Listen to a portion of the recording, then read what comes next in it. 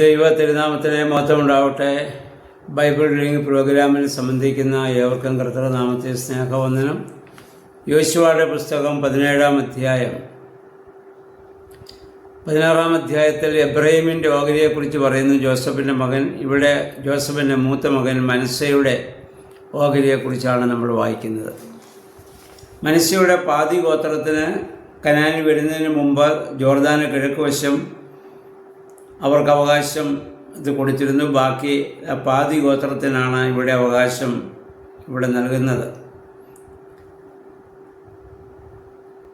എന്നാൽ മനശ്ശയുടെ കൊച്ചുമകൻ സെലോഫേഗാദ് എന്ന് പറയുന്ന ആളിന് ആൺമക്കളില്ലായിരുന്നു. അപ്പം ഇതിൽ മറ്റെല്ലാവർക്കും ആൺമക്കളുണ്ട്. ഇവർക്ക് 5 പെൺമക്കളാണ് ഉണ്ടായിരുന്നത്. അപ്പോൾ ഈ പെൺമക്കൾ വന്ന് യോശുവയോടും അന്ന് പുരോഹിതനായിരുന്ന ഏലിയാസാനോടും പറയുന്നു, മോശയുടെ യഹോവയായ ദൈവം മോശ ജീവിച്ചിരുന്നപ്പോൾ പറഞ്ഞിട്ടുണ്ട്, പെൺമക്കളുണ്ടെങ്കിൽ അവർക്ക് അവകാശം കൊടുക്കണമെന്ന്. അതുകൊണ്ട് ഞങ്ങൾക്കും അവകാശം ലഭിക്കണം.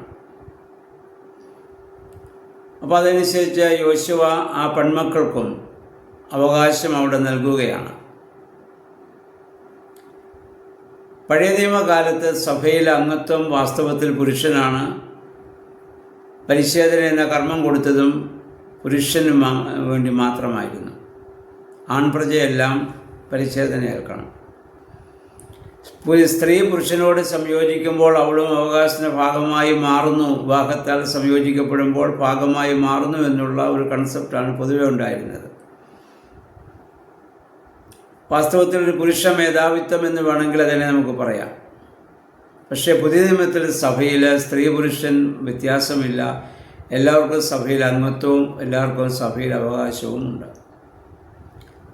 ഗലാത്യ ലേഖനം 3-ാം അധ്യായം 28-ാം വാക്യത്തിൽ അപ്പോസ്തലനായ പൗലോസ് ഓർമ്മപ്പെടുത്തുന്നു, ക്രിസ്തുവിനോട് ചേരുവാൻ സ്നാനമേറ്റിരിക്കുന്ന നിങ്ങളെല്ലാവരും ക്രിസ്തുവിൽ ഒന്നാണ്. അതിൽ യഹൂദനെന്നോ ഗ്രീക്കുകാരനെന്നോ ഉള്ള വ്യത്യാസമില്ല, അടിമയെന്നോ സ്വതന്ത്രനെന്നോ ഉള്ള വ്യത്യാസമില്ല, ധനവാനെന്നോ ദരിദ്രനെന്നോ സ്ത്രീയെന്നോ പുരുഷനെന്നോ ഉള്ള വ്യത്യാസമില്ല. നിങ്ങളെല്ലാവരും ക്രിസ്തുവിൽ ഒന്നത്രേ. ഇവിടെ ആർക്കും മേധാവിത്വം കൂടുതലില്ല. സഭയിൽ എല്ലാവരും ക്രിസ്തുവിൽ ഒന്നാണ്.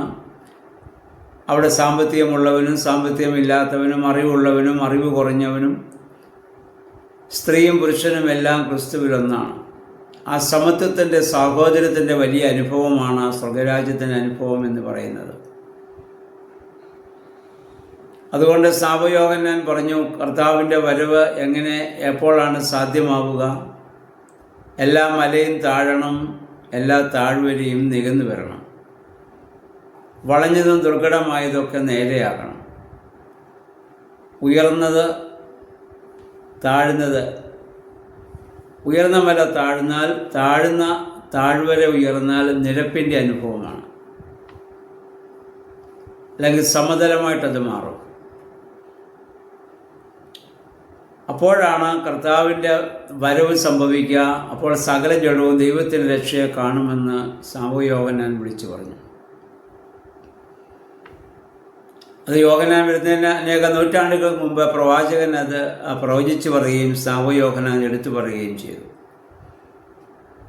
അപ്പോൾ സമത്വവും സാഹോദര്യവും എവിടെയുണ്ടോ അവിടെയാണ് ദൈവ സാമീപ്യം നമുക്ക് അനുഭവിക്കാനായിട്ട് സാധിക്കുന്നത്. അപ്പം ജോഷുവ അവരോട് ചേർന്ന് ഈ പെൺമക്കൾക്കും അവിടെ അവകാശം കൊടുക്കുന്നു. അപ്പം അങ്ങനെ ജോർദാൻ അക്കരെ ബാശാൻ ഗിലിയാദ് കൂടാതെ 10 ഓഹരി അവർക്കവിടെ ലഭിക്കുകയാണ്. അത് കഴിഞ്ഞപ്പോൾ ജോസഫിൻ്റെ 2 ഗോത്രത്തിലുള്ള മക്കളെല്ലാം വന്ന് ജോഷുവയോടും വന്ന് പരാതി പറയുന്നുണ്ട്, ഞങ്ങൾ ജനസംഖ്യ കൂടുതലാണ്, ദൈവത്തിൻ്റെ അനുഗ്രഹം കൊണ്ട് അനേകായിരമായിട്ട് ലക്ഷക്കണക്കിന് അവർ കൊണ്ട് വർദ്ധിച്ചു. അപ്പോൾ മറ്റുള്ളവർ കൊടുത്ത അതേ ഓഹരി തന്നെയാണ് ഞങ്ങൾക്ക് തന്നിരിക്കുന്നത്, അതുകൊണ്ട് ഞങ്ങൾക്ക് ജീവിക്കാൻ പ്രയാസമാണ്. അപ്പോൾ യോശുവ അവരോട് പറയുന്നു, കനാനിൽ പാർക്കുന്ന വനപ്രദേശങ്ങളുണ്ട്, മലമ്പ്രദേശങ്ങളുണ്ട്, നിങ്ങൾ അത് തെളിച്ചെടുത്തുകൊള്ളുക. കനാന്യർക്ക് ഇരുമ്പ് രഥങ്ങളുണ്ട്, അവർ ശക്തന്മാരുമാണ്. പക്ഷെ നിങ്ങൾ നോക്കിയാൽ അവരെ അവിടുന്ന് ഓടിച്ചു കളയുവാൻ അവരെ തുരത്തിക്കളയാൻ നിങ്ങൾക്ക് സാധിക്കും. എന്നിട്ട് ആ പ്രദേശം മുഴുവൻ എടുത്തുകൊള്ളുവാൻ യോശുവ അവരോട് ഇവിടെ ആവശ്യപ്പെടുകയാണ്. പ്രിയമുള്ളവരെ, പിശാച് എത്ര ശക്തനായിരുന്നാലും നമുക്ക് വിശ്വാസവും അതോട് ചേർന്ന് പ്രവർത്തിക്കാനുള്ള മനസ്സുമുണ്ടെങ്കിൽ ഏത് വലിയ ശക്തിമാനായ പിശാചിനെയും നമുക്ക് തുരത്താൻ സാധിക്കും. പക്ഷെ പലപ്പോഴും നമ്മളതിന് ശ്രമിക്കുന്നില്ല എന്നുള്ളതാണ് സത്യം.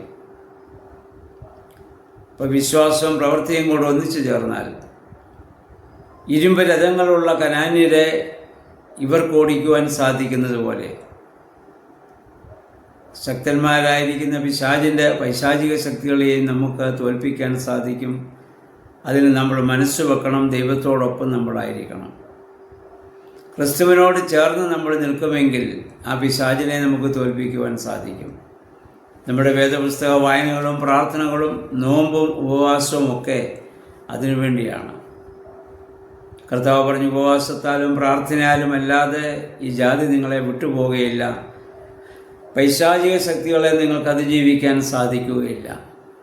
ഈ നോമ്പിൻ്റെ ദിവസങ്ങൾ, ഉപവാസത്തിൻ്റേതായ ദിവസങ്ങളൊക്കെയും പ്രാർത്ഥനയുടെ ശക്തിയാൽ, വിശ്വാസത്തിൻ്റെ ശക്തിയാൽ പൈശാചികമായ എല്ലാ പ്രകോപനങ്ങളെയും അതിജീവിക്കാൻ നമുക്കിടയാകട്ടെ. ദൈവമേ, പരിശുദ്ധാത്മാവേ, അതിന് ശക്തീകരിക്കണമെന്ന് നമുക്ക് പ്രാർത്ഥിക്കാം.